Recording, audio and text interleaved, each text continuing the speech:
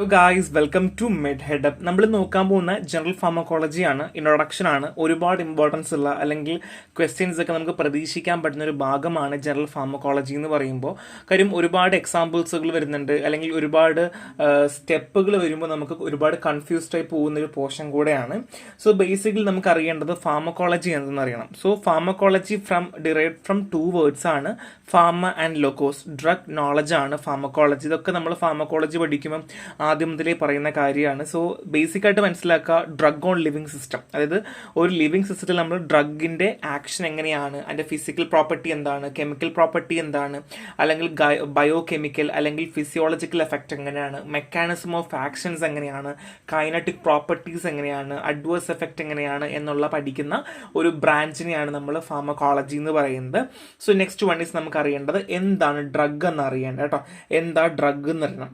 Drug any chemical that affect the process of a living organism.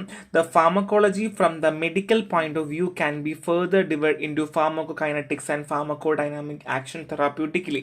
So basically നമ്മൾ എപ്പോഴും pharmacology പറയുമ്പോൾ രണ്ട് വാക്കുകളാണ്, ഫാർമക്കോകൈനറ്റിക്സ് ആൻഡ് ഫാർമക്കോഡൈനാമിക്സ് എന്ന് പറയും.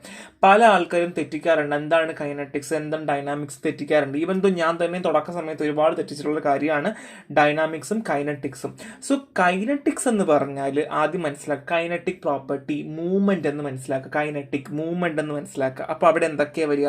ADME എന്ന് പഠിക്കുക. എന്തൊക്കെയാണ് ADME? Absorption, distribution, metabolism and elimination ആണ്. അതൊരു ഇമ്പോർട്ടൻറ്റ് ഫാക്ടറാണ്. ഇനി ഫാർമക്കോ ഡൈനാമിക്സ് ഉണ്ട് അല്ലേ. സോ ഈ രണ്ടായിട്ട് നമുക്ക് തിരിക്കുന്നത്.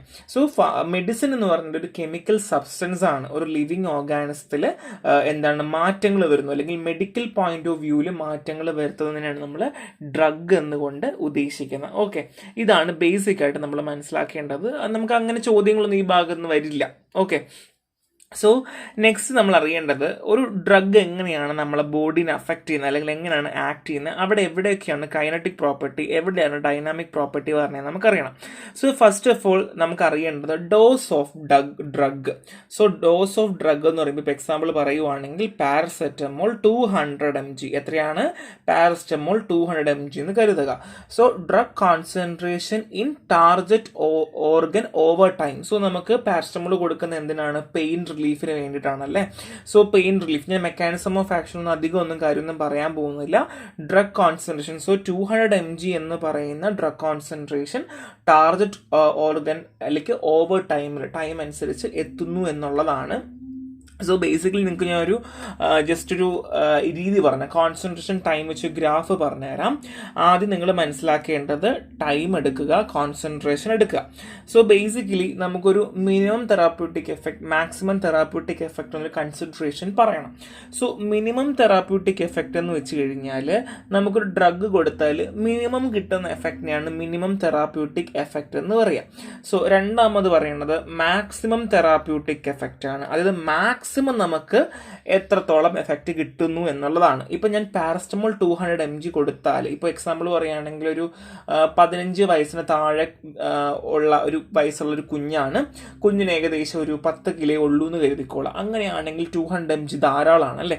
സോ 200 mg ഞാൻ കൊടുക്കുവാണ്. സോ ടൈം 1 മണിക്കൂർ, 2 മണിക്കൂർ, 3 മണിക്കൂർ, 4 മണിക്കൂർ, 5 മണിക്കൂർ, അങ്ങനെ 8 മണിക്കൂർ വരെയുണ്ട്. അപ്പോൾ നമ്മൾ എങ്ങനെയാ പറയാം? 3 നേരം കഴിക്കണം എന്നല്ലേ പറയാം. സോ നമ്മൾ ഡ്രഗ് ആദ്യം കൊടുത്ത് ഒരു പോയിന്റ് എത്തുന്നു. ആ ഫസ്റ്റ് എന്ന പോയിന്റ് ആണ് മിനിമം തെറാപ്യൂട്ടിക് എഫക്റ്റ് കാണിക്കുന്ന ഫസ്റ്റ് ചെക്ക് പോയിന്റ്. ഓക്കെ, അവിടെ നമുക്ക് ചെറുതായിട്ട് വേദന ഒന്ന് കുറഞ്ഞു തുടങ്ങും. കൊച്ചിന് വേദനയാണെന്ന് കരുതിക്കോളാം, അപ്പോൾ വേദന കുറഞ്ഞു തുടങ്ങും. അതിനുശേഷം നമ്മൾ ഡ്രഗ് നമ്മളെ ബോഡിയിൽ എമൗണ്ട് കൂടിക്കൊണ്ടിരിക്കുമല്ലേ. അതായത് ആദ്യം കുറച്ച് എമൗണ്ടിൽ ഡ്രഗ് കൂടി നമ്മളെ ബോഡിയിലേക്ക് വരിക. സോ ബോഡിയിലേക്ക് എമൗണ്ട് ഡ്രഗ് കൂടി മാക്സിമം എഫക്റ്റ് കാണിച്ചതിന് ശേഷം അത് പിന്നെന്താവുന്നു? എലിമിനേറ്റ് ചെയ്ത് പോവുകയാണ് നോർമലി ചെയ്യുക. ഇതാണ് ഡ്രഗുകൾ ബേസിക് ആയിട്ട് നടക്കുന്ന പ്രിൻസിപ്പിൾ. ാണ് നമുക്ക് ഈ ഒരു പിക്ചർ നോക്കേണ്ടത്. സോ നമ്മൾ ഡ്രഗ് കൊടുത്തു, drug concentration in target organ over time അനുസരിച്ച് ഡ്രഗ് കോൺസെൻട്രേഷൻ അനുസരിച്ച് ടാർഗറ്റ് ഓർഗനിലേക്ക് എത്തുന്നു. And mechanism and magnitude of drug effect. So mechanism of action and magnitude അനുസരിച്ച് എന്ത് ചെയ്യുന്നു? ഡ്രഗ് എഫക്ട് കാണിക്കുന്നു. സോ ഈ 3 കാര്യങ്ങളാണ് ഇവിടെ ഉണ്ടാകുന്നത്, നേരത്തെ ഗ്രാഫിൽ പറഞ്ഞതുപോലെ. സോ ഈ ഡോസ് ഓഫ് ഡ്രഗും ഡ്രഗ് കോൺസെൻട്രേഷനെയാണ് നമ്മൾ ഫാർമക്കോ കൈനറ്റിക് പറയുക. So absorption, distribution, metabolism, excretion. So ഇത് നമ്മൾ ഡീറ്റെയിൽ ആയിട്ട് നെക്സ്റ്റ് വരുന്ന വീഡിയോ പഠിക്കും കേട്ടോ. സോ ഫാർമക്കോ ഡൈനാമിക് എന്ന് പറഞ്ഞാൽ receptor binding, signal transduction, physiological effect. അതായത് നമുക്കറിയാം നമ്മളെ ബോഡിയിൽ ഒരുപാട് റിസപ്റ്റേഴ്സ് ഉണ്ട്. റിസപ്റ്ററിൽ പോയിട്ട് അറ്റാച്ച് ആവുന്നത്, സിഗ്നലുകൾ അങ്ങോട്ടും ഇങ്ങോട്ടും പാസ്സാവുന്ന, അങ്ങനെ കുറച്ച് കാര്യങ്ങൾ. സോ ഇത്രയും മാത്രം മനസ്സിലാക്കിയാൽ മതി, അധികം ഒന്നും കാര്യമായിട്ട് മനസ്സിലാക്കണ്ട. ഇത് ജസ്റ്റ് ബേസിക്സ് ആണ്. നമുക്ക് ഫാർമക്കോളജി പഠിക്കാനായി ആവശ്യമായ ബേസിക് കാര്യം മാത്രമാണ്. അധികം ടൈം എടുത്ത് പഠിക്കേണ്ട ആവശ്യം നമുക്ക് വരുന്നില്ല. സോ നെക്സ്റ്റ് നമ്മൾ നോക്കാൻ പോകുന്നത് ഫാർമക്കോ കൈനറ്റിക്സ് എന്താണ്, ഫാർമക്കോ ഡൈനാമിക്സ് എന്തെന്നാണ്. സോ ഫാർമക്കോ കൈനറ്റിക്സ് എന്ന് പറഞ്ഞാൽ നേരത്തെ പറഞ്ഞതുപോലെ absorption, distribution, metabolism, excretion of drug ഒക്കെ പഠിക്കുന്നതാണ് എന്ത്, pharmacokinetic. So it deal with the drug from it entry in the body, it excretion and what happen to drug in the body known as pharmacokinetic. നമ്മൾ drug കഴിച്ചു, അത് പുറത്തേക്ക് excrete ആവുന്ന വരെയുള്ള കാര്യങ്ങളെ പറ്റി ഡീൽ ചെയ്യുന്നതാണ് pharmaco kinetics എന്ന് പറഞ്ഞാൽ. ഓക്കെ അല്ലേ? ഇനി ഫാർമക്കോ ഡൈനാമിക്സ് നോക്കിയാലോ. So it concern with the study of mechanism of action of drug and pharmacological effect. അതായത് ഇവിടെ മെക്കാനിസം ഓഫ് ആക്ഷൻ പറയുന്നുണ്ട് ആൻഡ് ഫാർമക്കോളജിക്കൽ എഫക്റ്റ് പറയുന്നുണ്ട്. അതായത് ഫാർമക്കോളജിക്കൽ എഫക്റ്റ്, പാരസ്റ്റമോൾ കൊടുത്തു, അനാൽജസിക് എഫക്റ്റ്, ആന്റിപൈററ്റിക് എഫക്റ്റ് എന്ന് പറയുന്നത് പോലെ മെക്കാനിസം ഓഫ് ആക്ഷനും പറയും, ഫാർമക്കോളജിക്കൽ എഫക്റ്റും പറയും. The drug administered are not having effectiveness only but they have also adverse effect, side effect, toxicity. നമുക്ക് എല്ലാവർക്കും അറിയാം ഒരു ഡ്രഗ് സേഫർ ആയിട്ട് നമ്മൾ മാക്സിമം ഡ്രഗ് യൂസ് ചെയ്യേണ്ടത് ആവശ്യമാണ്. അപ്പോൾ ഇങ്ങനെയുള്ള സ്റ്റഡീസിനൊക്കെ ഹെൽപ്പ് ചെയ്യുന്നതാണ് ഫാർമക്കോ ഡൈനാമിക്സ് എന്ന് പറഞ്ഞാൽ. ഓക്കെ, സോ ഇത് ബേസിക്സ് ആണ്, പഠിക്കേണ്ട ആവശ്യം അധികം വരുന്നില്ല. ഇനിയാണ് നമ്മൾ ക്ലാസ്സിലേക്ക് പോകുന്നത്. The first one is route of drug administration ആണ്. നമ്മൾ ഡ്രഗ് അഡ്മിനിസ്ട്രേറ്റ് ചെയ്യുമ്പോൾ നമ്മുടെ ബോഡിയിൽ എങ്ങനെയൊക്കെയാണ് അല്ലെങ്കിൽ ഏതൊക്കെ രീതിയിലാണ് വരിക എന്നാണ്. First one systemic and parental. Local എന്ന് പറഞ്ഞാൽ സെപ്പറേറ്റ് ആണ് കേട്ടോ, മൂന്നായിട്ട് തിരിക്കുന്നുണ്ട്. പക്ഷെ ടെക്സ്റ്റ് ബുക്കുകൾ നിങ്ങൾ നോക്കുവാണെങ്കിൽ ഓറൽ ആൻഡ് പാരന്റൽ എന്ന് മാത്രമേ നിങ്ങൾ കാണുകയുള്ളൂ, ഈ ലോക്കൽ നിങ്ങൾ കാണില്ല. സോ സിസ്റ്റമിക് ആണെന്നുണ്ടെങ്കിൽ എൻഡറൽ റൂട്ട് എന്നും പറയാറുണ്ട്.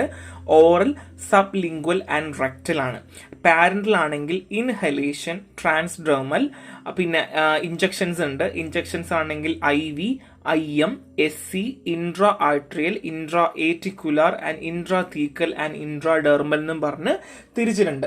സോ ബേസിക്കലി നമ്മുടെ ഈ പാരന്റൽ റൂട്ട് ഓഫ് അഡ്മിനിസ്ട്രേഷൻ എന്ന് പറയുമ്പോൾ നമുക്കറിയാം ഡയറക്ട്ലി, ഇപ്പൊ ഇഞ്ചക്ഷൻസ് ആണെങ്കിൽ എങ്ങനെയാണ്, നമ്മൾ ഡയറക്ട്ലി വെയിനിലേക്ക് അല്ലേ, നമ്മുടെ ഞരമ്പിലേക്കാണ് മരുന്ന് എന്ത് ചെയ്യുന്നത്, ഇഞ്ചക്ട് ചെയ്ത് വിടുന്നത്. അപ്പൊ അതുകൊണ്ട് തന്നെ ബയോ അവൈലബിലിറ്റി, അതായത് ഡ്രഗ് നമ്മൾ കൊടുക്കുന്നത് നമ്മളെ ബോഡിയിലേക്ക് എത്തുന്നത് 100% ആയിരിക്കും. ഓക്കെ, 100% ആയിരിക്കും.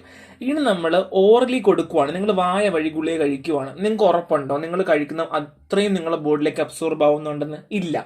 മേ ബി ഒരു 80 to 90% ഒക്കെ മാത്രമേ നമ്മളെ ബോഡിയിൽ എന്ത് ചെയ്യുള്ളൂ, അത് അബ്സോർബ് ചെയ്യാറുള്ളൂ. സോ ബേസിക്കലി പാരന്റൽ റൂട്ടിൽ കൊടുക്കുന്ന ഡ്രഗുകൾ 100% നമ്മളെ ബോഡിയിലേക്ക് എത്തും. പ്രിഫറബിളി ഇഞ്ചക്ഷൻസ്, അതായത് ഇൻട്രാവീനസ്, ഇൻട്രാമസ്കുലർ ഇങ്ങനെയുള്ള ഡ്രഗ് കൊടുക്കുവാണെങ്കിൽ 100% നമ്മളെ ബോഡിയിലേക്ക് എത്തും എന്നാണ് പറയുന്നത്. അതിനെപ്പറ്റി നമ്മൾ ഫർദർലി പഠിക്കും. ഇനി ലോക്കൽ പറയുവാണെങ്കിൽ നമ്മൾ സ്യൂട്ടിക്സിലൊക്കെ നിങ്ങൾ ലോക്കലി ഒരുപാട് പഠിച്ചിട്ടുണ്ടെങ്കിലും skin tropical, intranasal, ocular drop, പിന്നെ mucosal throat, വജീന, mouth, inhalation and transdermal. Okay, so ഇവിടെയും നിങ്ങൾ ഇൻഹലേഷൻ, പാരന്റൽ നിങ്ങൾ ഇൻഹലേഷൻ പഠിച്ചു, ഇവിടെ നിങ്ങൾ ഇൻഹലേഷൻ പഠിച്ചു. എന്താണെന്നുള്ളത് ഫർദർലി നമുക്ക് അങ്ങോട്ട് പഠിക്കാം കേട്ടോ.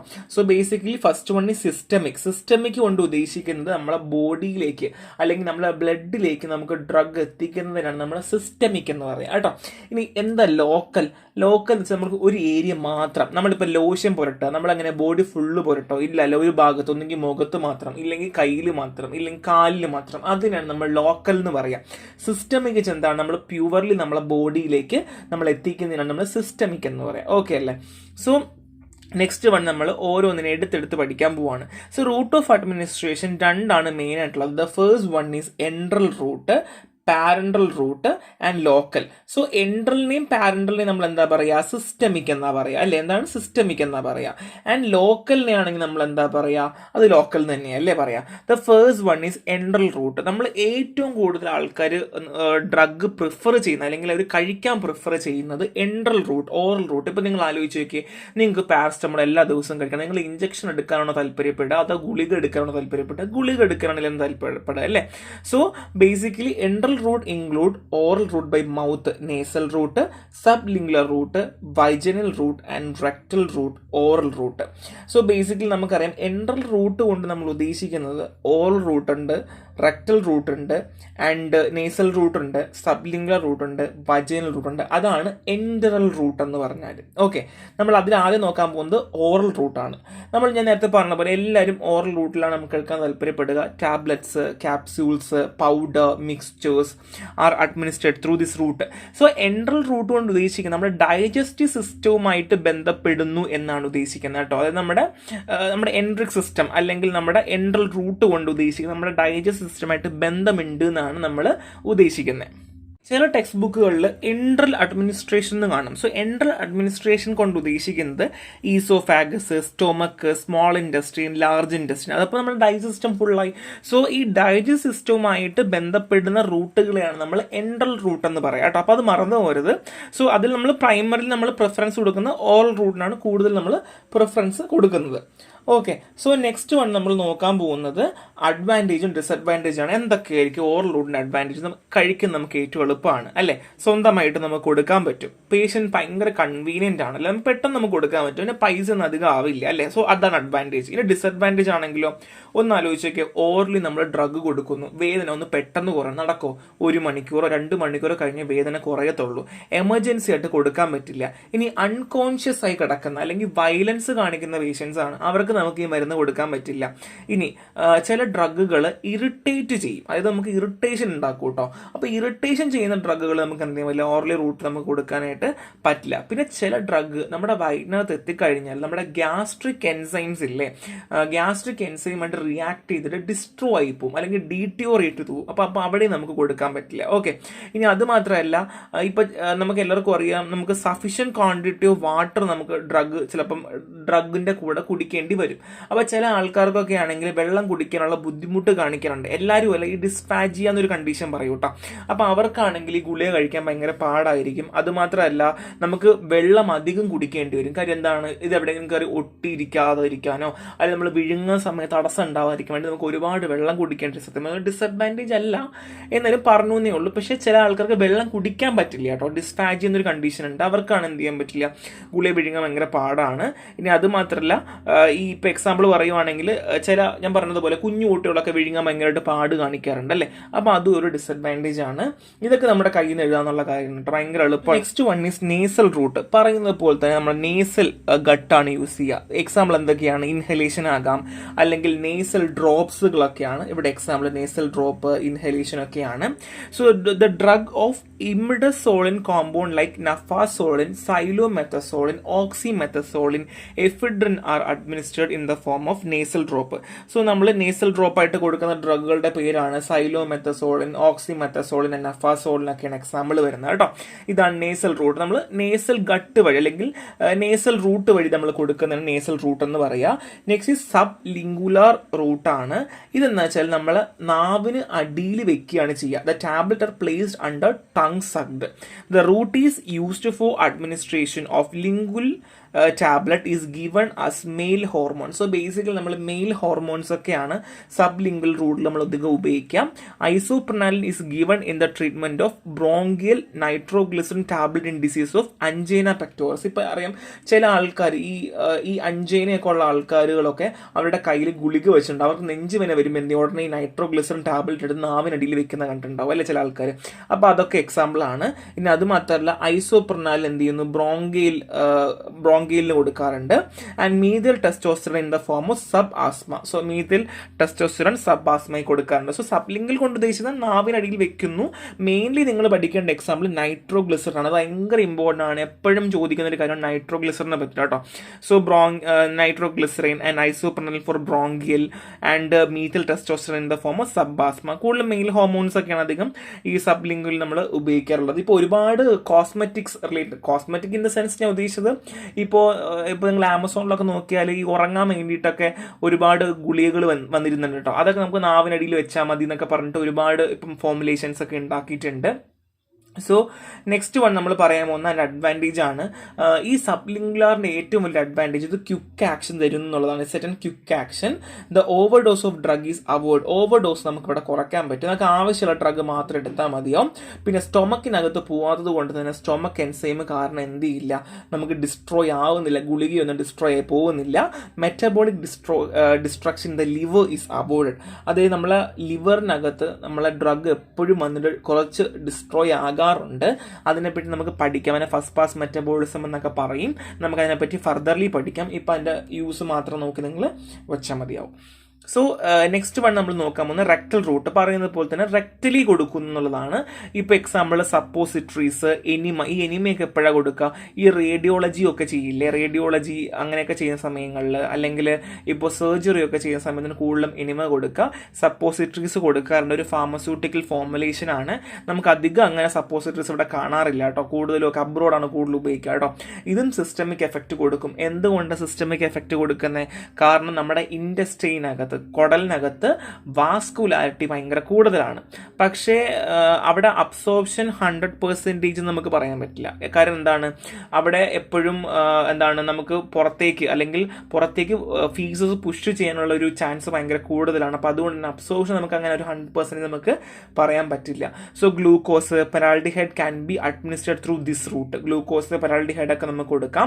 പിന്നെ എക്സാമ്പിൾ നമുക്കിപ്പോൾ വോമിറ്റിംഗ് ഉള്ള പേഷ്യൻസിനൊക്കെ നമുക്ക് കൊടുക്കാൻ പറ്റുന്ന റൂട്ടാണ് റെക്ടൽ റൂട്ട് കേട്ടോ.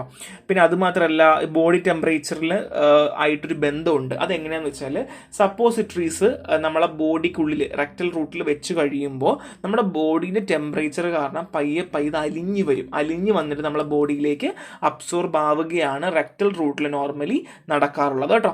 പിന്നെ അതുമാത്രമല്ല ഈ മെഡിക്കൽ സപ്പോസിറ്ററീസ് നമ്മളെപ്പോഴും റെഫ്രിജറേറ്ററിൽ വെക്കണം എന്ന് പറയുന്നുണ്ട്. So example indomethacin suppositories are administered for rheumatoid arthritis. Indomethacin, Aminofilm suppository for bronchial asthma, enema liquid preparation for colon evacuation of enema using purgative effect. enema നമ്മൾ കൊടുക്കാറില്ലേ, അതൊക്കെയാണ് കേട്ടോ എക്സാമ്പിൾ വരുന്നത്. So example cortisone is given through this route in the ulcerative colitis. So ulcerative colitis വേണ്ടി നമ്മൾ എന്ത് ചെയ്യാറുണ്ട്? ഈ കോർട്ടിസോണെ കൊടുക്കാറുണ്ട്. ലോക്കൽ യൂസ് ആയിട്ട് നമ്മൾ യൂസ് ചെയ്യാറുണ്ട്. ഇപ്പോൾ എക്സാമ്പിൾ നമ്മൾ ഇൻഡസ്ട്രീനെ മാത്രം ബാധിക്കുന്ന ഒരു കാര്യമാണെങ്കിൽ നമുക്ക് ലോക്കലി നമുക്കത് കൊടുക്കാൻ പറ്റും. റെക്ടൽ എന്ന് വെച്ചാൽ നമ്മൾ എന്താണ് റെക്ടലി കൊടുക്കുന്നു എന്നുള്ളത് മാത്രമേ ഉള്ളൂ. സോ അഡ്വാൻറ്റേജ് എന്താണ്? ഇറിറ്റേഷൻ നമുക്ക് കുറയ്ക്കാൻ പറ്റും അല്ലേ. നമ്മുടെ ഗ്യാസ്ട്രിക് എൻസൈമുമായിട്ട് ഡാമേജ് ഉണ്ടാവുന്നില്ല. പിന്നെ ഫസ്റ്റ് പാസ് മെറ്റബോളിസം, അതായത് ലിവറിൽ ഡീഗ്രേഡേഷൻ നടക്കുന്നത്, ലിവറുമായിട്ട് ബന്ധം വരുന്നില്ല അല്ലേ. ഇനി അതുമാത്രമല്ല ഭയങ്കര ബുദ്ധിമുട്ടുള്ള വൊമിറ്റിംഗ് ഉള്ള അല്ലെങ്കിൽ അൺകോൺഷ്യസ് ആയ പേഷ്യന്റിന് പോലും നമുക്കിത് കൊടുക്കാൻ പറ്റുമെന്നുള്ളതാണ് മറ്റൊരു അഡ്വാൻറ്റേജ് വരുന്നത്. ഓക്കെ, ഇതാണ് rectal route. So next one is പാരലൽ റൂട്ട്. പറഞ്ഞതുപോലെ തന്നെ നമ്മൾ എന്താ ചെയ്യുക? സിറിഞ്ചും നീഡിലും ഉപയോഗിച്ചുകൊണ്ട് നമ്മൾ ഡ്രഗ് ബോഡിയിലേക്ക് ഇൻട്രൊഡ്യൂസ് ചെയ്യുന്ന മെത്തേഡിനെയാണ് നമ്മൾ പാരന്റൽ റൂട്ട് എന്ന് പറയുക. ഇനി the type of injection are used. ഒരുപാട് ടൈപ്പ് ഓഫ് ഇഞ്ചക്ഷൻസ് ഉണ്ട്. The first one is subcutaneous. മറന്നു പോകരുത്, സബ്ക്യൂട്ടേനിയസ്. സബ്ക്യൂട്ടേനിയസ് നമ്മൾ എന്താ പറയുക? SC എന്ന് നമുക്ക് പറയാം. An injection is made by inserting a hypodermic needle through the layer of the skin in areolar tissue. നമ്മൾ ഇവിടെ സബ്ക്യൂട്ടേനിയസ് എന്താ ചെയ്യുക? ഹൈപ്പോഡെർമിക് നീഡിൽസ് ആണ് യൂസ് ചെയ്യുക. എന്ത് നീഡിലാണ്? ഹൈപ്പോഡെർമിക് നീഡിൽസ് വെച്ചിട്ട് നമ്മൾ എന്ത് ചെയ്യുന്നു? സ്കിന്നിന്റെ ലെയേഴ്സിലേക്ക് നമ്മൾ ഇഞ്ചക്ട് ചെയ്യുന്നു. സ്പെസിഫിക്കലി പറഞ്ഞാൽ ഏറോളാർ ടിഷ്യൂ എന്ന് നമുക്ക് പറയാം കേട്ടോ. ഇത് പഠിച്ചില്ലെങ്കിലും കുഴപ്പമില്ല, സ്കിന്നിന്റെ ലെയേഴ്സിൽ കൊടുക്കുന്നു പഠിച്ചാലും മതി. So next one is intradermal. പേര് പറയുന്ന പോലെ തന്നെ ഡെർമൽ അല്ലെ. The drug is small quantity is introduced in the upper layer of the skin with the help of needle and syringe. So നമ്മുടെ സ്കിന്നിന്റെ അപ്പർ ലെയറിൽ കുറഞ്ഞ ക്വാണ്ടിറ്റിയിൽ ഇൻട്രൊഡ്യൂസ് ചെയ്യുന്ന ഒരു ടെക്നിക്കാണ് ഇൻട്രാഡെർമൽ എന്ന് പറഞ്ഞാൽ. സോ ബേസിക്കലി പറയുവാണെങ്കിൽ നമ്മൾ ടെസ്റ്റ് ഡോസ് കൊടുക്കാറില്ല, അത് ചെയ്യാറുണ്ട്. പെൻസിലിന് അഡ്മിനിസ്റ്റർ ചെയ്യണത്, ടെസ്റ്റ് റൂട്ട് കൊടുക്കുന്നത് അവിടെയാണ് കേട്ടോ. നമ്മൾ പെൻസിലിനൊക്കെ ഇഞ്ചെക്ട് ചെയ്യും മുന്നേ നമ്മൾ ടെസ്റ്റ് റൂട്ടിൽ നമ്മൾ ജസ്റ്റ് ഇൻട്രാഡെർമിൽ നമ്മൾ കുറച്ച് മരുന്ന് ഇഞ്ചെക്ട് ചെയ്ത് നോക്കും, അവർക്ക് ഇറിറ്റേഷൻ ഉണ്ടോ അല്ലെങ്കിൽ ചൊറിച്ചിൽ കാണിക്കുന്നുണ്ടോ നമ്മൾ നോക്കാറുണ്ട്. And BCG and smallpox വാക്സിൻസും എന്ത് ചെയ്യാറുണ്ട്, ഇതുവഴി കൊടുക്കാറുണ്ട്, BCG സ്മാൾ പോക്സ് വാക്സിനും. So next one is intramuscular, പേര് പറയുന്നത് തന്നെ മസിൽസിലേക്ക് കൊടുക്കുന്നു. അവിടെ ഒരു സ്പെസിഫിക് ആയിട്ട് പഠിക്കുക, ഡെൽറ്റോയിഡ് മസിൽ അല്ലെങ്കിൽ ഗ്ലൂട്ടൽ മസിൽ എന്ന് തന്നെ എടുത്ത് പഠിക്കുക കേട്ടോ. സോ ഇത് എന്ത് ചെയ്യുന്നില്ല, the injected medicine reach in the blood circulation and produce effect. നമ്മൾ ഇൻജക്ട് ചെയ്ത മരുന്ന് എന്ത് ചെയ്യുന്നു, ബ്ലഡ് സർക്കുലേഷനിലേക്ക് വരുന്നു, അങ്ങനെ എന്ത് ചെയ്യുന്നു, നമുക്ക് എഫക്റ്റ് കിട്ടുന്നു. The action of medicine administered is quick than in oral route. നമ്മൾ ഓറൽ റൂട്ട് വെച്ച് കമ്പയർ ചെയ്യുമ്പോൾ ഇതിൻ്റെ ആക്ഷൻ എന്ന് പറഞ്ഞാൽ ഭയങ്കര കൂടുതലാണ്.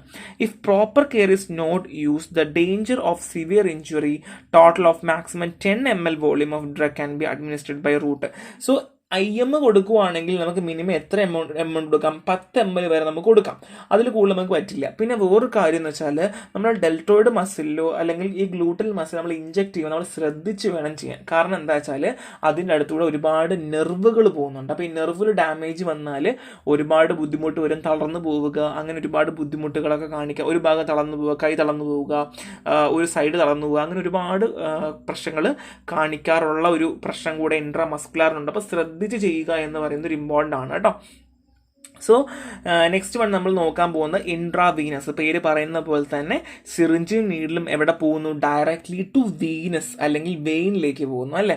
സോ ഇവിടെ ഭയങ്കരമായിട്ട് കെയർ എടുക്കേണ്ട ആവശ്യമുണ്ട്. കാര്യം എക്സ്ട്രാ ഡോസ് ഒന്നും പോകാൻ പാടില്ല, കറക്റ്റ് ഡോസ് പോകണം. കാര്യം ടോക്സിറ്റി കാണിക്കും, സഡൻ ആൻഡ് ക്വിക്ക് ആക്ഷൻ ആയിരിക്കും, ഡേഞ്ചർ ഭയങ്കര കൂടുതലുള്ള ഒരു ചാൻസും കൂടെ ഇൻട്രാവീനസിനുണ്ട് കേട്ടോ. സോ ശ്രദ്ധിക്കേണ്ട ആവശ്യമുണ്ട്. ആൻഡ് ബയോ അവൈലബിലിറ്റി അല്ലെങ്കിൽ amount of drug reach the system circulation is 100%. നമ്മൾ കൊടുക്കുന്ന അത്രയും മരുന്ന് നമ്മുടെ ബ്ലഡിലേക്ക് എത്തുന്നു എന്ന് പറയുന്ന ഒരു അഡ്വാൻറ്റേജ് IV റൂട്ടിനുണ്ട്. നെക്സ്റ്റ് ഇൻട്രാതീക്കലാണ്.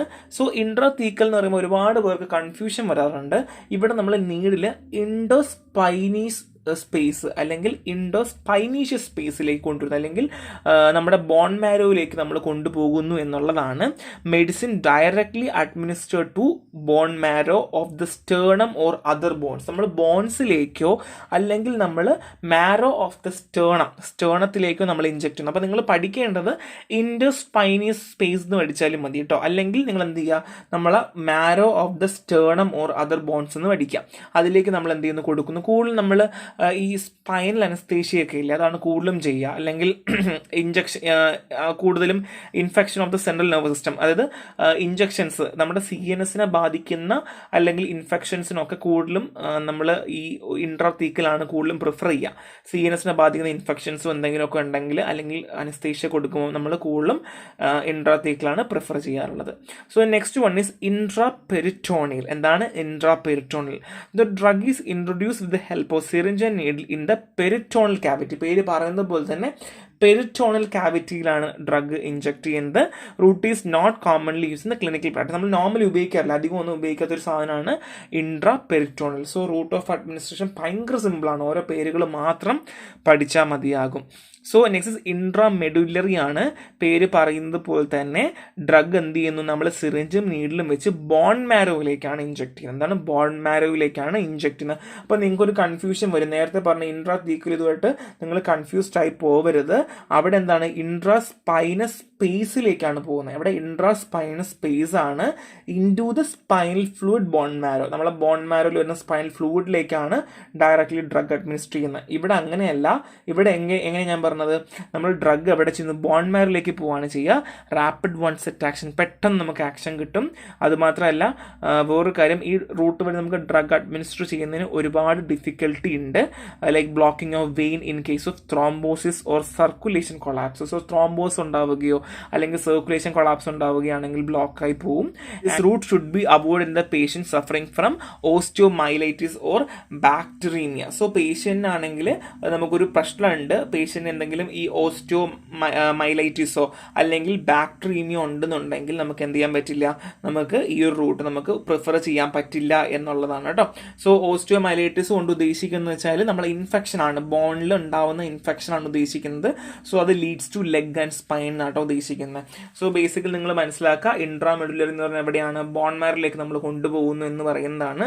സോ താഴെ കാണുന്ന ഇൻട്രാമസ്കുലർ, സബ്ക്യൂട്ടിനസ്, ഇൻട്രാവീനസ്, ഇൻട്രാഡെർമലിന്റെ ഡിഗ്രി എത്ര ഡിഗ്രിയിലാണ് നമ്മൾ എടുക്കേണ്ടത്, നിങ്ങൾക്കത് പഠിക്കാൻ പറ്റുവാണെങ്കിൽ ജസ്റ്റ് ഒന്ന് പഠിച്ചു വെച്ചോളൂ, നമുക്ക് ഉപയോഗപ്പെടും, ഒരുപാട് ഉപയോഗം വരും കേട്ടോ. എങ്ങനെയാണ് എത്ര ഡിഗ്രി ആണെന്ന് പഠിച്ചാൽ നമുക്ക് ഉപയോഗം വരുന്നൊരു കാര്യമാണ് ആ ഒരു റൂട്ട് ഓഫ് അഡ്മിനിസ്ട്രേഷൻ പറയുവാണെങ്കിൽ. ഇനി നമ്മൾ ഇതിനകത്ത് ഏത് ചോദിച്ചാലും നമുക്ക് കോമൺലി കൊടുക്കാൻ പോകുന്ന മെറിറ്റും ഡിമെറിറ്റും കോമൺ ആണ്.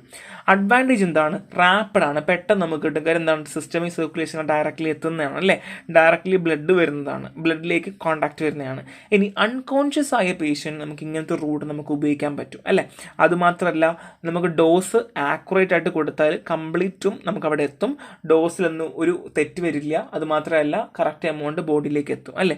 ഡിസഡ്വാൻറ്റേജ് എന്താണ്, ഇഞ്ചക്ഷൻ വെക്കുവാണ്, പെയിൻ ഉണ്ടാവും. അതുമാത്രമല്ല ടിഷ്യൂ ഡാമേജ് ഉണ്ടാവും, നെക്രോസ് ഉണ്ടാവും. ഇനി ആർക്ക് വേണമെങ്കിലും ഒരു ഇഞ്ചക്ഷൻ വെക്കാൻ പറ്റും, ട്രെയിൻഡ് പേഴ്സൺസോ ഡോക്ടേഴ്സ് തന്നെ വേണം അല്ലേ. ഇനി അതുമാത്രമല്ല നീഡിലൊക്കെ പ്രോപ്പർലി സ്റ്റെറിലൈസ് ചെയ്യണം, എന്നാൽ മാത്രമേ നമുക്ക് എന്ത് ചെയ്യാൻ പറ്റുള്ളൂ, ഈ ഒരു റൂട്ട് വഴി നമുക്ക് ചെയ്യാൻ പറ്റൂ. ഇല്ലെങ്കിൽ ഒരുപാട് ഡാമേജുകളൊക്കെ ഉണ്ടാവാനുള്ള ചാൻസ് ഭയങ്കര കൂടുതലാണ്. ഓക്കെ അല്ലേ. സോ ഇത്രയും നമുക്ക് കോമൺ ആയിട്ട് നമുക്ക് എഴുതാൻ പറ്റുന്ന അഡ്വാൻറ്റേജും ഡിസഡ്വാൻറ്റേജും ആണ്. ഓക്കെ.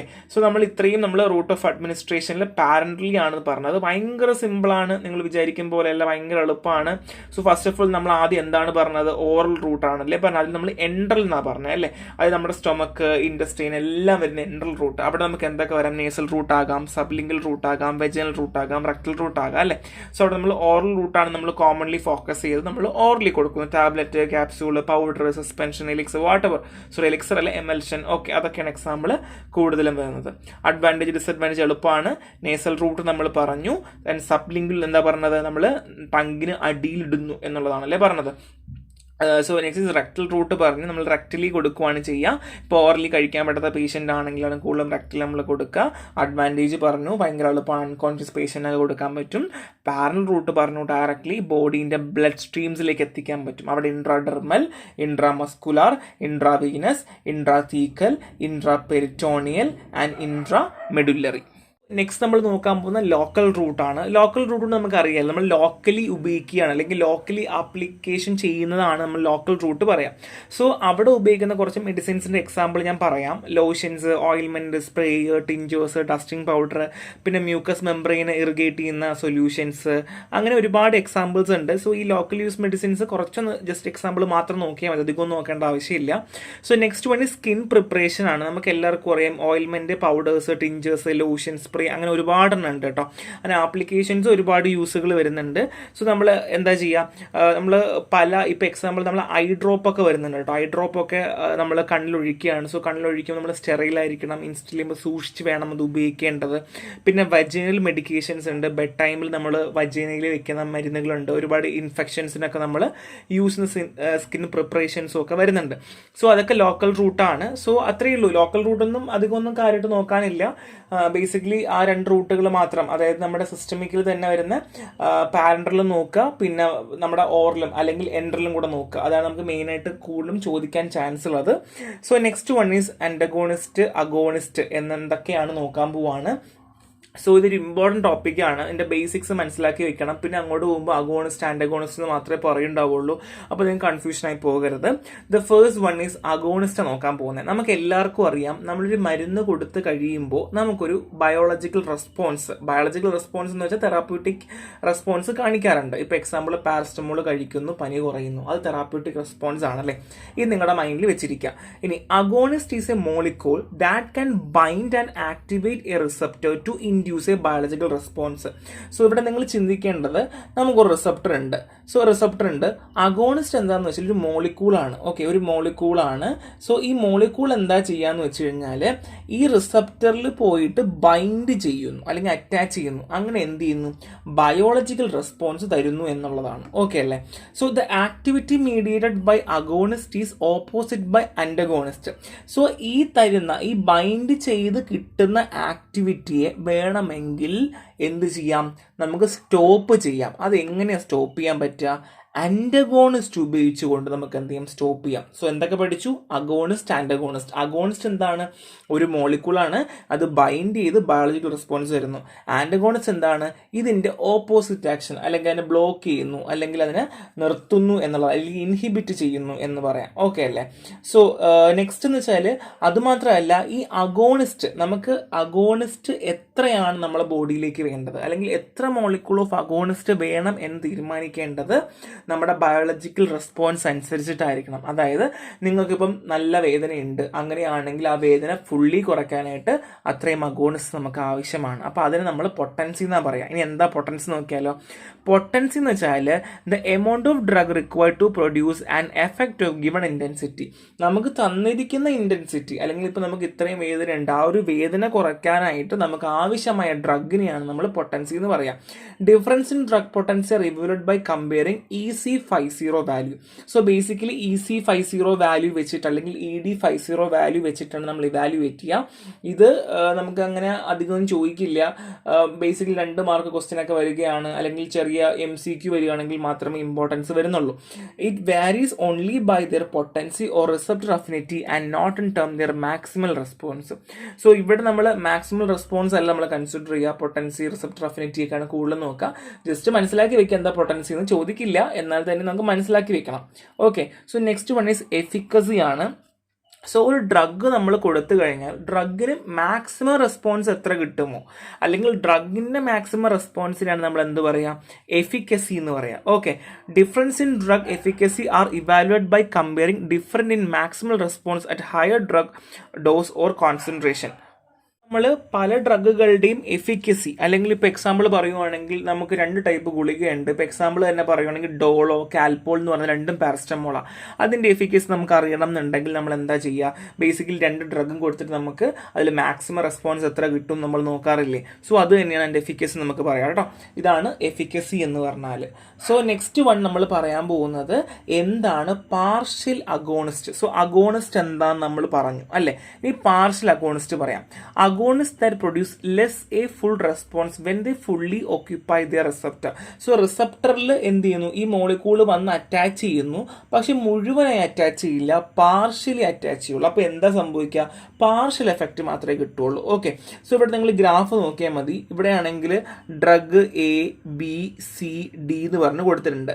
സോ A ആണെങ്കിൽ ഹയസ്റ്റ് എഫിക്കസി കാണിക്കുന്നു, അതായത് അതിൻ്റെ ആക്ടിവിറ്റി കൂടുതൽ കാണിക്കുന്നു. Bയും Cയും Dയും വെച്ച് നോക്കുവാണെങ്കിലോ കുറഞ്ഞാ വരിക അല്ലേ? അപ്പോൾ ഇതാണ് എക്സാമ്പിൾ. ഓക്കെ, അതായത് അഫിനിറ്റിയും എഫിക്കസിയും എന്ന് പറയുന്നത് എപ്പോഴും എന്താണ്? അഗോണിസ്റ്റുമായിട്ട് ബന്ധപ്പെട്ടിരിക്കുന്നു. അതായത് അഗോണിസ്റ്റിൻ്റെ എപ്പോഴും എത്രത്തോളം അഗോണിസ്റ്റ് ആക്റ്റീവ്നെസ് കാണിക്കുന്നുണ്ട്, അല്ലെങ്കിൽ എത്രത്തോളം അഗോണിസ്റ്റ് വർക്ക് ചെയ്യുന്നുണ്ടെന്ന് ചോദിച്ചാൽ അതിൻ്റെ അഫിനിറ്റിയും എഫിക്കസിനെയും ബന്ധപ്പെട്ടിരിക്കുന്നു എന്ന് പറയുന്നതാണ് കേട്ടോ. സോ ഇത് നമുക്കൊരു എക്സാമ്പിൾ പാരാമീറ്റർ ആണ്. സോ കാര്യമായിട്ട് പഠിക്കേണ്ട ഒരു ഗ്രാഫ് മാത്രം പഠിച്ചാലും മതിയായിരിക്കും കേട്ടോ. സോ നെക്സ്റ്റ് വൺ നമ്മൾ പറയാൻ പോകുന്നത് എന്താ വെച്ചാൽ ആന്റഗോണിസ്റ്റ് ആണ്. അപ്പോൾ നമ്മൾ ഓൾറെഡി എന്താണ് ആന്റഗോണിസ്റ്റ് എന്ന് പറഞ്ഞു, നമുക്കറിയാം ഓപ്പോസിറ്റ് ആക്ഷൻ കൊടുക്കുന്നു എന്നുള്ളതാണ്. എന്നാൽ അവിടെ തന്നെ കോമ്പറ്റേറ്റീവ് ആന്റഗോണിസ്റ്റ് ഉണ്ട്. എന്താ കോമ്പറ്റേറ്റീവ് ആന്റഗോണിസ്റ്റ്? പേര് പറയുന്നത് പോലെ തന്നെ എന്താണ്? ഒരു കോമ്പറ്റീഷൻ ഉണ്ടായിരിക്കും അല്ലേ? So bind reversibly to the same receptor site as the agonist. ഇവിടെ എന്ത് സംഭവിക്കുക? ബൈൻഡ് റിവേഴ്സിബിളി, നമുക്ക് റിവേഴ്സ് ചെയ്യാൻ പറ്റും to the same receptor site as the agonist. ഇത് അഗോണിസ്റ്റ് ആയിട്ട് തന്നെ എന്ത് ചെയ്യുന്നു? അവിടെ കയറി ബൈൻഡ് ചെയ്യുന്നു. Because they bind reversibly and compete for the same bind site, their inhibitory effect can be surmounted by addition of higher concentration of agonist. So basically competitive antagonist എന്താണെന്ന് വെച്ച് കഴിഞ്ഞാൽ ഇവിടെ ഒരു കോമ്പറ്റീഷൻ ഉണ്ടാക്കി എടുക്കുന്നു എന്ന് പറയുന്നതാണ്. സോ ഇപ്പോൾ നമുക്ക് എല്ലാവർക്കും അറിയാം, ഇപ്പോൾ ഒരു റിസപ്റ്റർ സൈറ്റ് ആണ്, ഇവിടെ വന്നിട്ട് അഗോണിസ്റ്റ് വന്നിരിക്കുന്നു. അപ്പോൾ എന്താ ചെയ്യുക? ഇവിടെ ഇപ്പോൾ ഒരു ആന്റഗോണിസ്റ്റ് വരുന്നു, ഇതിന് ഓപ്പോസിറ്റ് ആക്ഷൻ കൊടുക്കുന്നു. സോ ഇത് ആന്റഗോണിസ്റ്റ് ആയി അല്ലേ? പക്ഷേ ഇവിടെ എങ്ങനെയാണ്? റിവേഴ്സിബിളി ബൈൻഡ് ചെയ്യുന്നു. ആര്? ആര്, അഗോണിസ്റ്റ് തന്നെ റിവേഴ്സിബിളി എന്ത് ചെയ്യുന്നു, ഇവിടെ വന്നിട്ട് അറ്റാച്ച് ചെയ്യുന്നു. Because they bind reversibly and compete for the same binding site. So basically ഇവിടെ എന്ത് ചെയ്യും, ഇവിടെ ഒരു കോമ്പറ്റീഷൻ ഉണ്ടാക്കുകയാണ് ചെയ്യുന്നത്. Their inhibitory effect can be surmounted by addition of higher concentration of agonist. So ഇപ്പോൾ ബേസിക്കലി ഇപ്പോൾ ഒരു ആൻറ്റഗോണിസ്റ്റ് ഉണ്ട്, അഗോണിസ്റ്റ് ഉണ്ട്. സോ ഇവിടെ കോമ്പറ്റേറ്റീവ്ലി അഗോണിസം കാണിക്കുകയാണ് ചെയ്യുക. അപ്പോൾ ഇപ്പോൾ നമുക്ക് പെട്ടെന്ന് എനിക്ക് ഈ ആൻറ്റഗോണിസ്റ്റിനെ റിമൂവ് ചെയ്യണം. ഓക്കെ, ഇപ്പോൾ വേറെ എക്സാമ്പിൾ പറയുകയാണെങ്കിൽ ഇപ്പോൾ ഒരു പീസ് കേക്ക് ഉണ്ട്, 2 പിള്ളേരുണ്ട്. സോ ഇവിടെ നോക്കുവാണെങ്കിൽ 2 പിള്ളേർ ഒരേ സൈസാണ് അല്ലെങ്കിൽ ഒരേ ശക്തിയാണ്. അപ്പോൾ എന്താ ചെയ്യുക, 2 പിള്ളേരും കേക്കിന് വേണ്ടി ഒരേ രീതി അടി കൂടും. ഇനി അതിൽ ഒരു പയ്യന് ഇച്ചിരി കൂടെ ശക്തി കൂടുതലാണെങ്കിൽ എന്ത് സംഭവിക്കുക, ആ പയ്യനെനിക്ക് ജയിക്കുക അല്ലേ. അതേപോലെ ഈ കോമ്പറ്റേറ്റീവ് ആൻറ്റഗോണിസ്റ്റിൽ ഈ കോമ്പറ്റേറ്റീവ്ലി ആൻറ്റഗോണിസം കാണിക്കുമ്പോൾ നമ്മൾ ഒരുപാട് അഗോണിസ്റ്റിൻ്റെ കോൺസെൻട്രേഷൻ കൂട്ടുകയാണ് എന്നുണ്ടെങ്കിൽ നമുക്ക് എന്ത് ചെയ്യാൻ പറ്റും, ഇവിടെ നമുക്ക് റിമൂവ് ചെയ്യാൻ പറ്റും എന്നുള്ളതാണ്. സോ ഇത്രയും മാത്രം പഠിച്ചാൽ മതി, അധികമൊന്നും കൂടുതലായിട്ട് പഠിക്കേണ്ട ആവശ്യം വരുന്നില്ല കേട്ടോ. So next non competitive agonist ആണ്. സോ ഇവിടെ എന്താണ്, ഇറിവേഴ്സിബിൾ ആണ്. കോമ്പറ്റേറ്റീവ് ആൻറ്റഗോണിസ്റ്റ് എന്ന് വെച്ചാൽ റിവേഴ്സിബിളും ഇവിടെ ഇറിവേഴ്സിബിൾ ആണ്. ആ ഒരു ടേം മനസ്സിലാക്കി തന്നെ വെക്കുക, അത് ഇമ്പോർട്ടൻറ്റ് പോയിന്റ് ആണ് കേട്ടോ. സോ ഇവിടെ എന്താണ്, ഡിഫറെൻറ്റ് സൈറ്റിൽ വന്ന് ബൈൻഡ് ചെയ്യുകയാണ് ചെയ്യുന്നത്. അതായത് ഈ അഗോണിസ്റ്റുകൾ പോയി ഡിഫറെൻറ്റ് സൈറ്റിൽ പോയി ചെയ്യും. ഇവിടെ വലിയ അടിയും കാര്യങ്ങളൊന്നും ഉണ്ടാവില്ല കേട്ടോ. കാര്യം ഇവിടുത്തെ primary effect of a non competitive antagonist is reduction in the maximal effect produced by the agonist produce ചെയ്യുന്നതിൻ്റെ മാക്സിമൽ എഫക്റ്റിനെ കുറയ്ക്കുക എന്നുള്ളത് മാത്രമാണ് ഇവിടെ ആൻറ്റഗോണിസ്റ്റ് ചെയ്യുന്നത് കേട്ടോ. ഇത് ഇറിവേഴ്സിബിൾ ആണ്. ആ ഒരു 2 കാര്യം മാത്രം മനസ്സിലാക്കി വെക്കുക. അത് കോമ്പറ്റേറ്റീവ് ആൻറ്റഗോണിസ്റ്റ് കൊണ്ട് ഉദ്ദേശിക്കുന്നത് റിവേഴ്സിബിൾ അല്ല, നമുക്ക് റിവേഴ്സ് ചെയ്ത് കൊണ്ടുവരാൻ പറ്റില്ല. ഇവിടെ നമുക്ക് എന്ത് ചെയ്യാൻ പറ്റും, അഗോണിസ്റ്റിന്റെ കോൺസെൻട്രേഷൻ ഇൻക്രീസ് ചെയ്യാൻ മാത്രമേ നമുക്കിവിടെ പോസിബിൾ ആവുള്ളൂ. സോ നെക്സ്റ്റ് വൺ നമ്മൾ പറയാൻ പോകുന്നത് കുറച്ച് എക്സാമ്പിൾസും കാര്യങ്ങളുമാണ്. ഇത് നിങ്ങൾക്ക് റെഫറൻസ് ആണ്, വേണമെങ്കിൽ മാത്രം വായിച്ചു വെച്ചാൽ മതി, അധികമൊന്നും വായിക്കേണ്ട. കുറച്ച് ഡ്രഗ്സിന്റെ എക്സാമ്പിളാണ്. നോൺ കോമ്പറ്റേറ്റീവ് ആൻറ്റഗോണിസ്റ്റിന് ഫിനോക്സി ബെൻസാമൈന് ഇറിവേഴ്സിബിളി ബൈൻഡ് ചെയ്യുന്ന കാര്യങ്ങൾ പറയുന്നുണ്ട്. സോ റെഫറൻസ് ആണ്, വേണമെങ്കിൽ മാത്രം വായിച്ചാൽ മതി. ഇപ്പോൾ കോമ്പറ്റേറ്റീവ് ആൻറ്റഗോണിസ്റ്റിന് is where both the agonist isoproterenol and antagonist propranolol bind reversibly to the same receptor subtype. അതായത് നമ്മൾ കോമ്പറ്റേറ്റീവ് ആൻറ്റഗോണിസ്റ്റിന് 2 എക്സാമ്പിൾ പറയുവാണ്, ഐസോപ്റ്ററിനോളും പ്രൊപ്പറിനോളും എക്സാമ്പിൾ വെച്ച് പറയുന്നുണ്ട്. സോ നമുക്കത് വേണമെങ്കിൽ മാത്രം റെഫറൻസിന് വേണ്ടി വായിച്ചാൽ മതിയായിരിക്കും. സോ ഇനി വരാൻ പോകുന്ന ടോപ്പിക് ഇമ്പോർട്ടൻ്റ് ആണ്. Next first one is addiction ആണ്. സോ അഡിക്ഷൻ എന്ന് പറയുമ്പോൾ നമുക്ക് എല്ലാവർക്കും അറിയാം, ഒരു സാധനം നമ്മൾ അഡിക്ഷൻ കാണിക്കുക, അല്ലെങ്കിൽ ഒരു സാധനം നമ്മൾ കിട്ടാൻ വേണ്ടി അഡിക്ഷൻ കാണിക്കുക. സോ ഇവിടെ എന്താണ്, നമ്മുടെ ബ്രെയിനിൽ ഒരുപാട് മാറ്റങ്ങൾ വരും. നമ്മൾ ആ ഒരു സാധനത്തിനോട് മാത്രം നമ്മൾ അഡിക്റ്റ് ആവുന്ന ഒരു പരിപാടിയാണ് നമ്മൾ അഡിക്ഷൻ എന്ന് പറയുക കേട്ടോ. സോ ഇവിടെ ഒരുപാട് നമുക്ക് റിലാപ്സുകൾ വരും. Trauma, abuse, ethnicity, poor skill, peer pressure, unstable family, mental illness, genetics, social environment, അങ്ങനെ ഒരുപാട് ഫാക്ടേഴ്സ് നമ്മളെ ബാധിക്കുന്നുണ്ട്. ഇപ്പോൾ എക്സാമ്പിൾ പറയുകയാണെങ്കിൽ നിങ്ങൾ ഒരു ഡ്രഗിനോട് അഡിക്ഷൻ വരികയാണ്, അല്ലെങ്കിൽ ഒരു ആൻറ്റിസൈക്കോട്ടിക് ഡ്രഗിനോട് അഡിക്ഷൻ വരികയാണ്. നിങ്ങളിപ്പോൾ കഞ്ചാവ് വലിക്കുകയാണ്, അപ്പോൾ നിങ്ങൾക്ക് എന്തൊക്കെ സംഭവിക്കും, ആ ഡ്രഗ് അതില്ലാണ്ട് നിങ്ങൾക്കൊന്നും ചെയ്യാൻ പറ്റും തോന്നുന്നു അല്ലേ. നമ്മൾ ഒരു വിഡ്രോവൽ സിംറ്റംസ് പോലും ഭയങ്കരമായിട്ട് സിവിയർ ആയിരിക്കും. ഓക്കെ, സോ ആ കാര്യം മാത്രം മനസ്സിലാക്കി വെക്കുക. ഓരോ സമയത്തും നമ്മളെ ബോഡിക്ക് അഡ്ജസ്റ്റ് ചെയ്യാൻ പറ്റാത്ത രീതിയിൽ നമുക്ക് സ്റ്റേറ്റ് ഓഫ് വെൽബീയിങ് കൊടുക്കണമെങ്കിൽ, നമ്മുടെ ബ്രെയിൻ നന്നായി ഇരിക്കണം എന്നുണ്ടെങ്കിൽ, അല്ലെങ്കിൽ നമ്മളെ ബോഡിക്ക് വേറെ പ്രശ്നങ്ങൾ ഉണ്ടാവാതിരിക്കണം എന്നുണ്ടെങ്കിൽ നമുക്ക് ഡ്രഗ് വേണം എന്നൊരു തോന്നൽ മാത്രമാണ്. ഇതൊരു എക്സ്ട്രാ ടോപ്പിക്കാണ്, ജസ്റ്റ് ഇൻട്രൊഡക്ഷൻ മാത്രമേ ഉള്ളൂ. ഇവിടെ നിന്ന് അങ്ങനെ ചോദ്യങ്ങൾ വരില്ല, കാര്യം നമുക്ക് വേറെ സബ്ജക്റ്റുകളിൽ ഓൾറെഡി ഫോക്കസ് ചെയ്യുന്നുണ്ട്.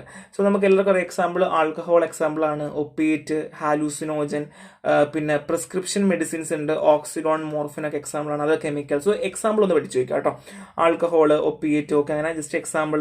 ഹാലൂസിനോജൻ, PCP, LSD നമ്മളിപ്പോൾ ഉപയോഗിക്കാറില്ല, മെഡിസിൻ യൂസ് ഇല്ല, മരിജുവാന, അങ്ങനെയൊക്കെയുള്ള എക്സാമ്പിൾസ് ആണ്. ഇതൊക്കെ ജസ്റ്റ് നോക്കി മാത്രം വെച്ചാൽ മതി, ഇമ്പോർട്ടൻസ് അല്ല.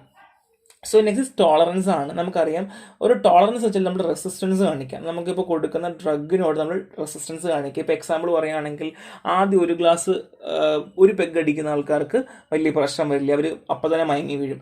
പിന്നെ അത് ഒരു പെഗ് പറ്റില്ല, 2 പെഗ് വേണം, 3 പെഗ് വേണം. അപ്പം അങ്ങനെയുള്ള എക്സാമ്പിൾസ് ആണ് കൂടുതലും വരിക. ഇപ്പോൾ എക്സാമ്പിൾ ഒപ്പിയം, ആൽക്കഹോൾ, മോർഫിൻ, ബാർബിച്ചുറേറ്റ്സ് ഒക്കെയാണ് കൂടുതലും ടോളറൻസ് വരിക. ഡ്രഗുകളും കാണിക്കാറുണ്ട്. റിപ്പീറ്റ് ആയിട്ട് ഡ്രഗുകൾ അഡ്മിനിസ്റ്റർ ചെയ്യുമ്പം ബോഡിക്ക് ഹയർ ക്വാണ്ടിറ്റി വേണം എന്ന് കാണിക്കുന്ന രീതിയാണ് കേട്ടോ. സോ ഡെഫിനിഷൻ നിങ്ങൾ നന്നായിട്ട് പഠിക്കുക. എന്താണ്? Repeat administration of drug produce less effect. If the same effect is required, the higher dose drug will be required to produce the required effect. നമുക്ക് ആ ഒരു എഫക്റ്റ് കിട്ടാൻ വേണ്ടി നമുക്ക് ഹയർ ഡോസിന്റെ ആവശ്യം വേണ്ടി വരുന്നു എന്ന് പറയുന്നതാണ്. ആൽക്കഹോൾ, ഒപ്പിയം, മോർഫിൻ, ബാർബിച്ചുറേറ്റ്സ് ഒക്കെയാണ് ടോളറൻസിന് വരിക. സോ കുറച്ച് എക്സാമ്പിൾസ് അല്ലാണ്ട് തന്നെ കൊടുക്കുന്നുണ്ട്. അതിൻ്റെ ഒന്നും ആവശ്യമില്ല, ഒരു എക്സ്ട്രാ ടോപ്പിക്കാണ്. ആവശ്യമുണ്ടെങ്കിൽ ഒന്ന് വായിച്ചു വെക്കാം കേട്ടോ. കാര്യം മാത്രം മനസ്സിലാക്കിയാൽ മതി. സോ ഇത് ടോളറൻസ് ഡിഫൈൻ ചെയ്യുന്നൊരു പിക്ചറാണ്. സോ നമ്മൾ ഡ്രഗ് കൊടുക്കുന്നു, പിന്നെ അത് ഡ്രഗ് റിമൂവ് ചെയ്യുമ്പോൾ എന്തുണ്ടാവുന്നു, പിന്നെ ഹയർ ഡോസിൽ കൊടുക്കുമ്പോൾ എങ്ങനെ ഉണ്ടാവും എന്ന് പറയുന്നൊരു ഗ്രാഫാണ്. ഡയസപ്പം കൊടുക്കുന്നതാണ്. നമുക്ക് ഇത്രയും കാര്യമായിട്ട് പഠിക്കേണ്ട ആവശ്യമില്ല, നമുക്ക് ജസ്റ്റ് കാര്യങ്ങൾ മാത്രം മനസ്സിലാക്കി പോയാൽ മതി. നെക്സ്റ്റ് ഡ്രഗ് ഡിപ്പെൻഡൻസ് ആണ്. ഇവിടെ എന്ന് വെച്ചാൽ നമ്മളെ ബോഡിക്ക് ആവശ്യമാണ്. ഇതൊരു അഡിഷൻ പോലെ നമുക്ക് വേണമെങ്കിൽ പറയാം. ഒരു സ്പെസിഫിക് ഏജന്റ് നമുക്ക് കിട്ടാണ്ട് ഒരു കണ്ടിന്യൂസ് ആയിട്ട് ഓവർ ടൈമിൽ നമുക്ക് ഡ്രഗ് കിട്ടാതെ വരുമ്പോൾ നമ്മുടെ ബിഹേവിയറിൽ ചേഞ്ചിൽ വരിക, അല്ലെങ്കിൽ ആ ഡ്രഗ് നമുക്ക് നിർത്താൻ പറ്റാണ്ടാവുക, വിഡ്രോവൽ സിംറ്റംസ് കാണിക്കുക. എക്സാമ്പിൾ ഹെറോയിൻ ഒക്കെയാണ് എക്സാമ്പിൾ വരുന്നത് കേട്ടോ. ഇതൊക്കെ ജസ്റ്റ് ബേസിക് ആയിട്ട് മനസ്സിലാക്കിയാൽ മതി. നമുക്ക് ഫിസിയോളജിക്കൽ റിയാക്ഷൻസ് ഉണ്ടാവുക. പിന്നെ ഇപ്പോൾ എക്സാമ്പിൾ ലൈഫ് ത്രെറ്റനിങ് പോലും ഉണ്ടാവാറുണ്ട്. ആൽക്കഹോളൊക്കെ കഴിക്കുന്ന ആൾക്കാർക്ക് അറിയാമല്ലോ, ലൈഫ് ത്രെറ്റനിങ് ആയിട്ട് ഒരുപാട് ഉണ്ടാവാറുണ്ട്. വിഡ്രോവൽ കാണിക്കുക, സീരിയസ് ആയിട്ടുള്ള ഇത് കാണിക്കുക, അബ്നോർമൽ വൈറ്റൽ സൈൻസ് കാണിക്കുക, ടെമ്പറേച്ചർ, പൾസ് റേറ്റ്, റെസ്പിറേറ്ററി റേറ്റിലൊക്കെ ഡിഫറൻസ് വരിക, ബ്ലഡ് വൊമിറ്റ് ചെയ്യുക, അങ്ങനെ ഒരുപാട് കാര്യങ്ങൾ ഡ്രഗ് ഡിപ്പെൻഡൻസിൽ നമ്മൾ കാണിക്കാറുണ്ട് കേട്ടോ. ഇതാണ് ഡ്രഗ് ഡിപ്പെൻഡൻസ് വരുന്നത്. സോ ജസ്റ്റ് ബ്രീഫ് ചെയ്തൊരു ഇത് കൊടുത്തിട്ടുണ്ട്, ഗ്രാഫ് കൊടുത്തിട്ടുണ്ട്. സമയം കിട്ടും പോലെ വായിക്കുക, വലിയ ഇമ്പോർട്ടൻസ് ഉള്ള ഒരു ഭാഗം അല്ല. സോ നെക്സ്റ്റ് ടാക്കിഫൈലാക്സിസ് ആണ്. ടാക്കിഫൈലാക്സിസ് എന്താ? The repeat administration of a drug at shorter interval produce less effect is called tachyphylaxis. നമ്മൾ ഒരു ഡ്രഗ് റിപ്പീറ്റ് ആയിട്ട് നമ്മൾ ഷോർട്ടർ ഇന്റർവെല്ലിൽ കൊടുക്കുകയാണെങ്കിൽ എന്താണ്? ലെസ് എഫക്റ്റുകൾ കാണിക്കുക, അല്ലെങ്കിൽ ലെസ് എഫക്റ്റുകൾ കൊണ്ടുവരികയാണെങ്കിൽ അതിനാണ് നമ്മൾ ടാക്കിഫൈലാക്സിസ് പറയുക. To the epinephrine 50 milligrams show curve reduce curve and the same effect can be achieve by administration of same dose. ഇവിടെ നിങ്ങൾ താഴെ നോക്കിയാൽ മതി. 50 milligram നമ്മൾ ഫസ്റ്റ് ഡോസ് കൊടുത്തു, പിന്നെ നമ്മൾ ആ ഒരു സെയിം ആക്ഷൻ കിട്ടാനായിട്ട് നമ്മൾ 50 mg കൊടുത്തിട്ട് കാര്യമില്ല. അതായത് എന്താണ്? നമ്മൾ റിപ്പീറ്റ് ചെയ്ത് ഷോർട്ടർ ഡ്യൂറേഷനിൽ, ഇപ്പോൾ എക്സാമ്പിൾ ആദ്യത്തെ ഒരു മാസം നമ്മൾ കണ്ടിന്യൂസ് ആയിട്ട് വീണ്ടും വീണ്ടും ഡ്രഗ് കൊടുത്തുകൊണ്ടേ ഇരിക്കുവാണ്. അപ്പോൾ എന്താ സംഭവിക്കുക? അപ്പോൾ ഓട്ടോമാറ്റിക്കലി പെട്ടെന്ന് തന്നെ ക്വിക്കായിട്ട് ഷോർട്ടർ ഇൻ്റർവെല്ലിൽ തന്നെ എന്ത് ചെയ്യുന്നു? നമുക്ക് ഡ്രഗിനോട് ഒരു എഫക്റ്റും കാണിക്കാതെ വരുന്നു എന്നുള്ളതാണ്. സോ ഒരു ഗ്രാഫ് തന്നിട്ടുണ്ട്.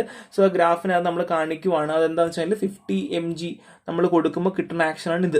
അതിനുശേഷം നമ്മൾ എന്ത് ചെയ്തു? 30 mg ഫസ്റ്റ് ഡോസ് കൊടുത്തു, 30 mg സെക്കൻഡ് ഡോസ് കൊടുത്തു, രണ്ടാമത്തെ ഡോസ് ഉണ്ട്, ഭയങ്കര കർവ് താഴെയാണ്. അപ്പോൾ അതുകൊണ്ട് നമ്മൾ റിപ്പീറ്റ് ആയിട്ട് അഡ്മിനിസ്റ്റർ ചെയ്യുമ്പോൾ നമുക്ക് എന്ത് ചെയ്യുന്നില്ല, ആ ഒരു എഫക്റ്റ് കിട്ടുന്നില്ല. എക്സാമ്പിൾ എപ്പിനെഫ്രിൻ വെച്ച് പറഞ്ഞിട്ടുണ്ട്. നിങ്ങൾക്ക് വേണമെങ്കിൽ ഇപ്പോൾ ടാക്കിഫൈലാക്സിസ് ചോദിക്കുവാണെങ്കിൽ നമുക്ക് ഈ എപ്പിനെഫ്രിൻ എക്സാമ്പിൾ വെച്ച് നമുക്ക് പഠിക്കാനും പറ്റും. ഇതുപോലെ ഗ്രാഫുകൾ നമുക്ക് യൂസ് ചെയ്യാം എന്നുള്ളത് മാത്രമേ ഉള്ളൂ കേട്ടോ, അല്ലാണ്ട് വേറൊന്നുമില്ല. The curve of the action of 50 mg and 30 mg of epinephrine administer to patient show like this. So ഇത് ഒരു പേഷ്യന്റിന് കൊടുത്തൊരു ഗ്രാഫാണ് കേട്ടോ. അത് റിപ്പീറ്റ് അഡ്മിനിസ്ട്രേഷൻ കൊടുത്തപ്പോൾ 30 mg 2 ഗ്രാഫ് കാണിക്കുന്നു. രണ്ടും രണ്ട് രീതിയിൽ റെസ്പോൺസ് കാണിക്കുന്ന കാര്യമാണ് കേട്ടോ. അത് ജസ്റ്റ് മനസ്സിലാക്കിയാൽ മാത്രം മതിയാകും, അല്ലാണ്ട് കാര്യമായിട്ടൊന്നും പഠിക്കേണ്ട ആവശ്യമില്ല. സോ നെക്സ്റ്റ് ഇസ് ഇഡിയോസിൻക്രസി ആണ്. സോ ഇഡിയോസിൻക്രസി എന്ന് വെച്ചാൽ refers to untoward reaction to a drug that occurs in a small fraction of patients have no obvious relation to dose or duration of therapy.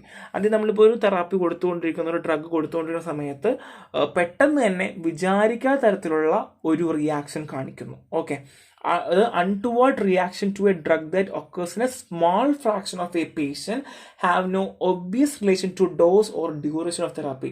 ഈ മരുന്ന് കൊടുക്കുന്നതായിട്ടും ബന്ധമില്ല, മരുന്നുമായിട്ട് ബന്ധമില്ല, പക്ഷെ ഒരു റിയാക്ഷൻ കാണിക്കുന്നത്. ഇതിനാണ് നമ്മൾ പറയാം the liver is a frequent target to toxicity. ലിവറാണ് എപ്പോഴും ടോക്സിറ്റിക്ക് ബാധിക്കുക, അല്ലെങ്കിൽ ഏറ്റവും കൂടുതൽ ഇഡിയോസിൻക്രസിൽ ലിവറാണ് ഏറ്റവും കൂടുതൽ. അതൊരു ഇമ്പോർട്ടൻറ്റ് പോയിന്റ് ആണ് കേട്ടോ, മറന്നു പോകരുത്.